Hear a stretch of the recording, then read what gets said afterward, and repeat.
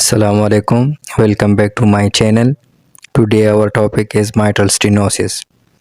Mitral stenosis is narrowing up the mitral valve orifice that obstructs left atrial to the left ventricular diastolic flow. There are two types of mitral valve obstruction. Number one is functional MS, which is due to large myxoma and sometimes seen in severe eccentric AR. Here you can see the large LA myxoma which can create a functional MS and obstruct the left atrial to the left ventricular diastolic flow. This is called functional MS, which is due to large LA myxoma. Here you can see the mitral valve not properly opening because of the severe eccentric AR which is hitting the anterior leaflet of the mitral valve. And here in the chart axis you can see there is no opening in the mitral valve. This is the chart axis mitral level window, and the mitral valve does not opening because of the severe eccentric AR. Second is organic MS, in which the mitral valve itself have an abnormality, and that is a true MS. Here is the causes of mitral stenosis. Most commonly etiology is rheumatic heart disease, and rare causes include mitral annulus calcification, congenital abnormalities like parachute mitral valve and arcade. In parachute mitral valve, the cardi are attached to the single papillary muscles.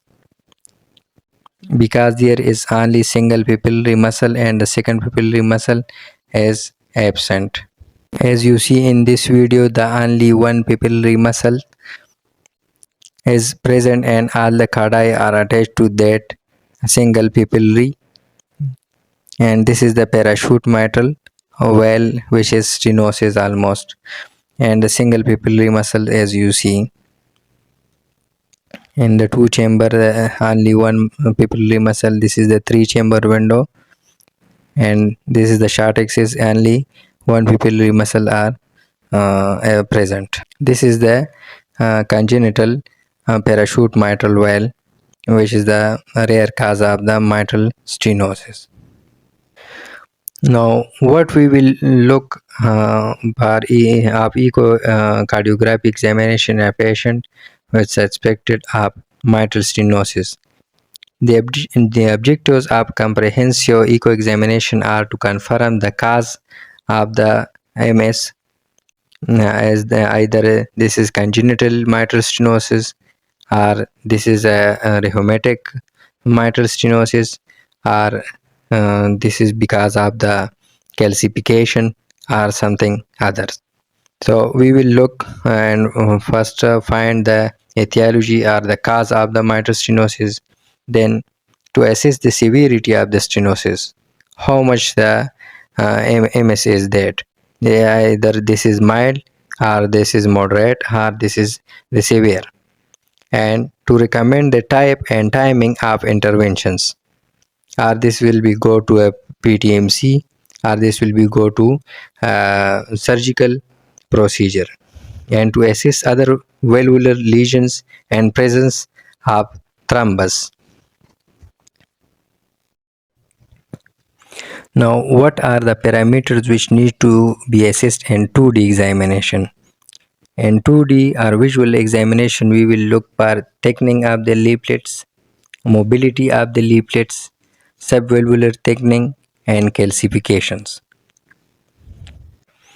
Thickening of the leaflets, as rheumatic activity increases the thickness and restrict the mobility of the mitral leaflets. Commissural fusions leads to doming of the anterior leaflets, which is give a hockey stick appearance. As I am measuring the thickness of the anterior leaflet, which is approximately 5.4 mm, and the normal thickness of the mitral leaflet is 2 to 4 mm. As in this case, this is mitral stenosis, so the thickness is increases. Mobility of the leaflets.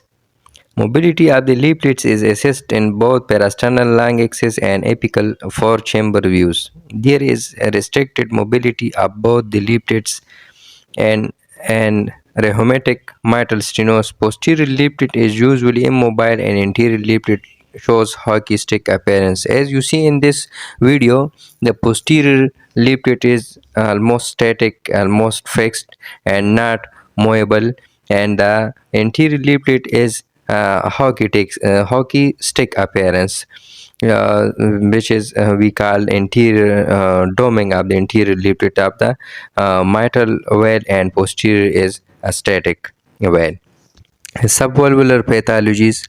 The subvalvular pathologies carries a significant impact on the outcome of balloon mitral valvotomy. Cardi undergo thickening, fusions, shortening, and calcifications.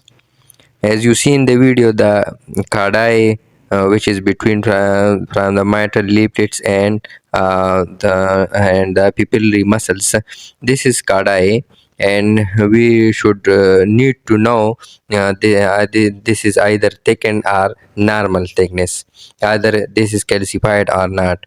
This is a very significant impact on the balloon valvotomy, like PTMC.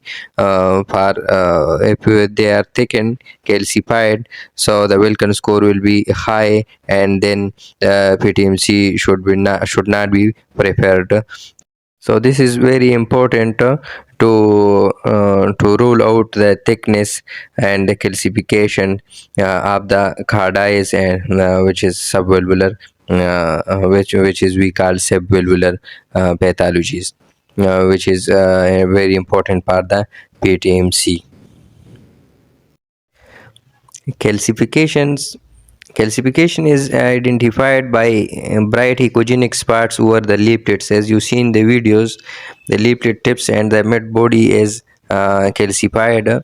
Calcium restricted the body of the leaflets is not contraindications for balloon mitral valvotomy. The presence of the calciums over the commissaries as absolute contraindications for balloon mitral valvotomy. Brightness of the image should be decreased while looking for the calcifications. How do we assess the severity of mitral stenosis?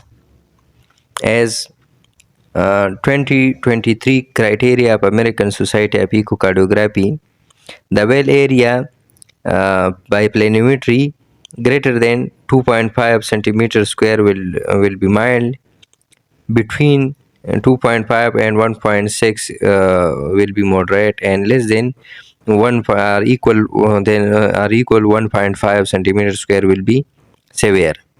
As the pressure half time, which is in millisecond, less than 100 will be mild, and greater than 100 or equal 150 will be severe. And also the mean gradient less than 5 will be mild, and greater or equal than 10 will be severe. And also the systolic pulmonary artery pressure less than 30 millimeter of mercury will be mild, and greater than 50 or equal 50 will be severe. So this is a new guideline of American Society of Echocardiography, as we use in our hospital and our echo labs for the severity of mitral stenosis. So this is 2023 American Society of Echo guidelines.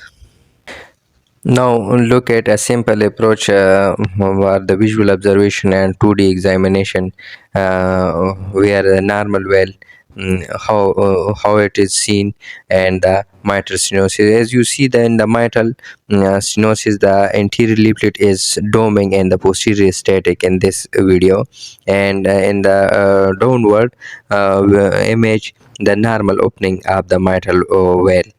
So this is the difference whenever you see in the 2D echo that the anterior leaflet is doming. So this will be stenosis, mitral valve stenosis. Compare both of them so you will understand easily. Then you will, if you suspect this is MS, then you will go for further parameters like it is mild, it is moderate or severe, or further investigation like you will roll out the thrombus, calcification, and more, which is we need. Okay, look at this image. The upper one image is of a patient with atrial fibrillation, and the lower one is the sinus rhythm. Both patient having mitral stenosis, but the difference is in the rhythm. Whenever you put the continuous wave Doppler on the mitral valve, and there is a mitral stenosis, so both of these pattern appear in a patient. So sometimes if the patient is a sinus rhythm, so the lower image pattern will be appear, and if the patient has an atrial fibrillation, so the upper image pattern will be appear. So don't be confused, both of them, both these patterns are in the mitral stenosis, but difference is the rhythm.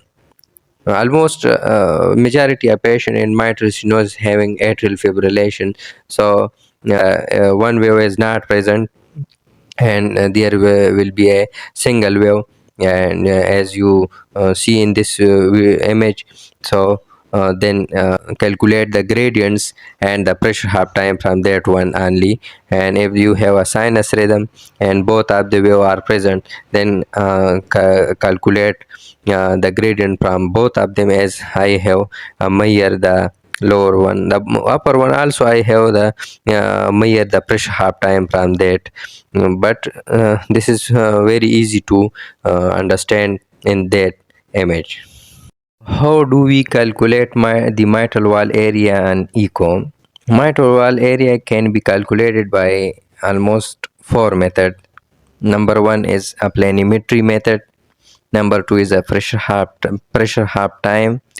Number three is a continuity equation, and number four is a gradients. Mitral valve area by planimetry. Mitral valve area is measured by planimetry in short axis view, as you see in this video. This is the short axis mitral level window, and I put the caliper, and then I am tracing the valve area. Watch it carefully how I trace the whole area. The measurement is not affected by the flow conditions, compliance of the LA or LV, and presence of associated well lesions. Area depends upon where you are cutting the views.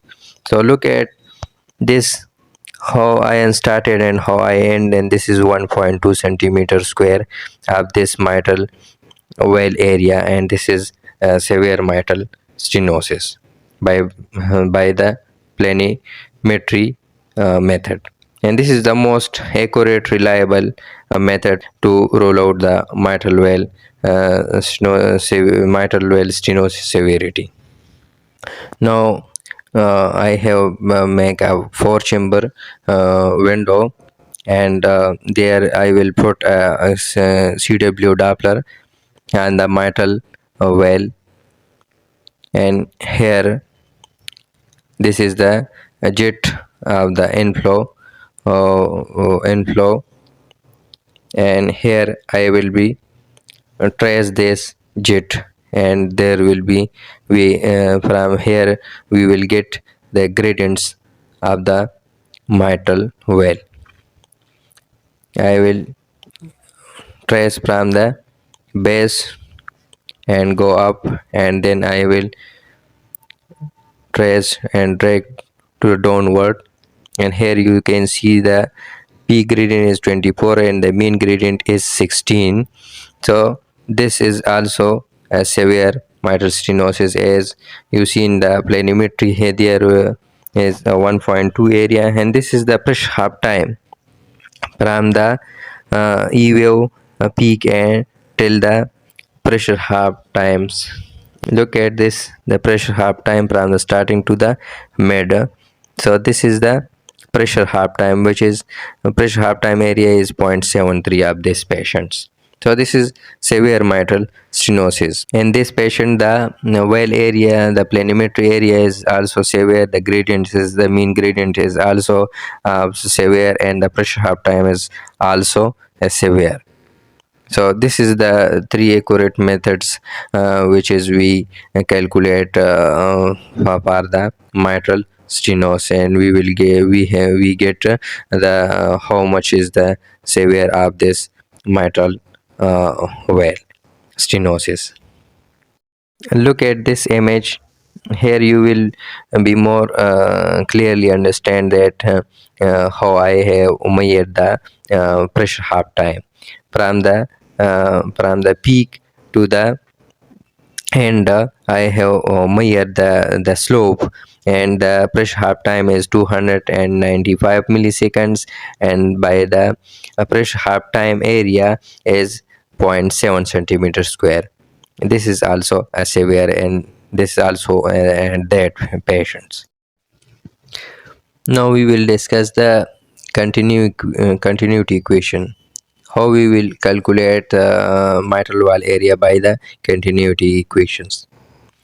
The formula is the mitral valve area is equal to alveoli diameter square multiplied by 0.785 multiplied by alveoli VTI, then divide mitral valve VTI. Important points: alveoli mirror should be done in mid systole, as you see in this image. In zoom view, open the alveoli properly while doing measurement. Continuity equation is not applicable in the presence of significant regurgitations or shunt like AR, VSDs, etc. That not be applicable when you have AR in the patient and VSDs shunts also. Then this is not reliable for the mitral valve area. Now, as in the formula, alveoli diameter square. So first we will take the alveoli diameter, which is we have 1.8 centimeter. So this is a square. So we will multiply it to itself. Then we have multiply it to 0.785, then multiply by the alveoli VTI. LVOT VTI here 19.1. And how we will take the LVOT VTI? We will put the pulse wave Doppler in the apical 5 chamber in the LVOT area, and then we will trace that jet of the LVOT. Then the machine will give us the LVOT VTI. You should see in this graph and this table of LVOT VTI, which is 19.1 centimeter. And as you know, we have calculate the mitral valve gradients. So whenever you calculate the whenever you trace the mitral valve jet, so you will get peak and mean gradients, and also the mitral valve VTI, which is we have in this patient 58.6 centimeter. So in previous image we have taken the alveoli diameter and alveoli VTI also. Now we have also the mitral valve VTI.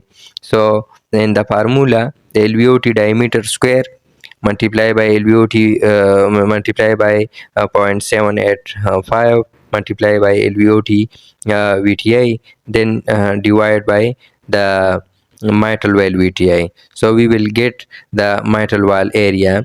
So in this patient, the mitral valve area we have is 0.8 centimeter square, which is severe. So in the whole in the all four methods, the mitral valve planimetry area, the gradients, the pressure half times, and the mitral valve area by continuity equations, all are the severes. So this is the four methods, as you see. This is all the four methods for estimating the mitral stenosis criteria, and all of them are severe. So do it, and your echo labs and your parameters, and this will help you to estimate accurately the mitral valve area, and you will diagnose it accurately. Wilkins score. Wilkins score proposed a scoring system to predict the outcomes after PTMC. The four important mitral valve characteristics, namely leaflet mobility, as we studied early in this video, valve thickening, subvalvular thickening, and calcifications, are given a score of 1 to 4 depending on their severity. Total Wilkins score is 16. A score less than 9 gives optimal result after PTMC. Score greater than 11 gives suboptimal result after PTMC. Number first, mobility. Look at the graph. Highly mobile with little restriction is we give it to one number or one score. Decrease mobility in mid portion and base of the leaflets, we give it a score 2. Forward movement of the valve leaflets in diastole, we give it score 3. No or minimal forward movement of the leaflets in diastole, we give it a score of 4. As well as valve thickness, normal thickness, which is 4 to 5 mm, is we give it to score 1. Mid leaflet marginal thickening, we give it score 2. Total leaflets thickening 5 to 8 mm, we give it score to 3. And severe thickening greater than 8 mm, we give it a score of 4. If both of them as leaflet mobility scores is 4 and the valve thickness score is 4, so the total number is Wilkins score is 8. And if the score are more than that, like greater than 9 mm, so the Wilkins score is greater than 9 mm is not suitable for PTMC. As well as subvalvular thickening, minimal or caudal thickening, we give it a score 1. And caudal thickening 1 by 3 of cardial length, we give it a score of 2. And caudal thickening up to cardial length, we give it a score 3. And complete caudal thickening to pupillary muscle, we give it a score of 4. So the total, if a patient has valvular thickening is 4, and as well as the valve thickness and the leaflet mobility score are also are 3 or 4, so the thickness, the Wilkins score will be high, which is not suitable for PTMC.